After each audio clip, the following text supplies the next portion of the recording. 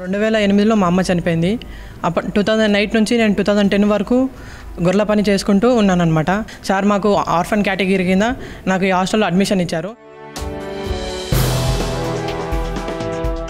బయటికి వెళ్తే ఎక్కడైనా బతికేటట్టు అంతే ఏవిజీ మనకు అన్నీ నేర్పిస్తుంది, అన్ని విధాలుగా సహకారాలు అందిస్తుంది. హాస్టల్ రాకముందు ఏంటంటే నాకు ఇంగ్లీష్ మాట్లాడడం సరిగా రాదు. ఒకరితో మాట్లాడాలన్నా భయం ఉండే అనమాట. పెద్దవాళ్ళతో ఎట్లా మాట్లాడాలి, ఎలా ఉండాలి అవన్నీ హాస్టల్ నేర్పించింది.